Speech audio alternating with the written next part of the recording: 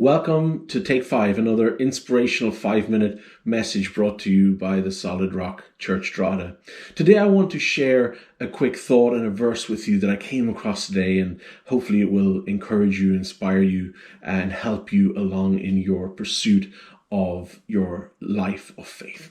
Luke chapter 3, verse 7, John said to the crowds coming out to be baptized by him, "You brood of vipers."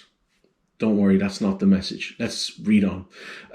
Who warned you to flee from the coming wrath?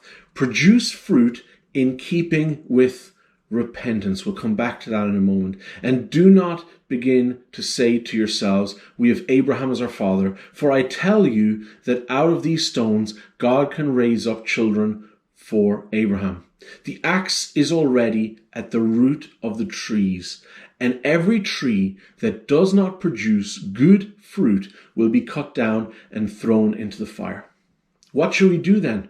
the crowd asked. John answered, "Anyone who has 2 shirts should share them with the one who has none, and anyone who has food should do the same."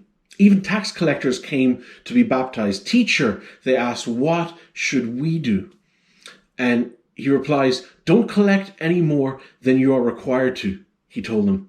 There's a little side message for anyone who works in revenue. Don't collect any more taxes than you should. But that's, again, not the point of today's Take 5. Then some soldiers asked him, "And what should we do?" He replied, "Don't extort money and don't accuse people falsely. Be content with your pay."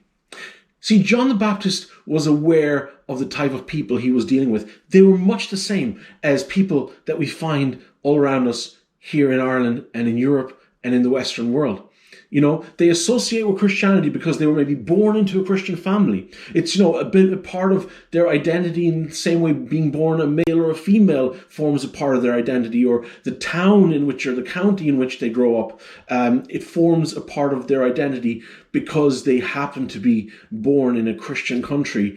And John's trying to get beyond that. Produce fruit in keeping with repentance. I used to get irritated when I did a good deed for someone and they said, "That's your good deed done for today." Why?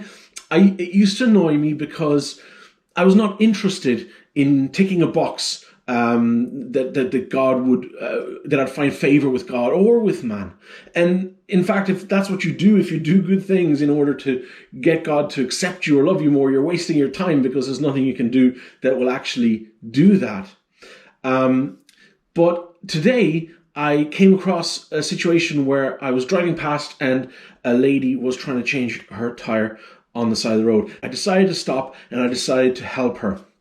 And when I finished changing the tire on her car, she made that comment which brought it all back to me. She said, "That's your good deed done for the day." And it made me realize that although we shouldn't do things in order to win favor in God's eyes, and we know that it doesn't work that way anyway, and we shouldn't also do things to get praise from man, that shouldn't be our motivation either. But actually it made me realize that we should exhibit fruit in our lives that shows what Christ has really done for us. So I want to encourage us today, don't get too busy to help others. Don't get cynical to the point that you stop seeing good in people. Don't get frustrated to the point that you snap at those that you're actually called to love. Don't allow yourself to get burdened to the point that you don't have joy anymore, or that you don't enjoy every moment. Don't rob yourself of the qualities that you want to ooze as a person to show others the Christ in you. And so take that time. I didn't necessarily feel like stopping because I knew I'd get my hands dirty.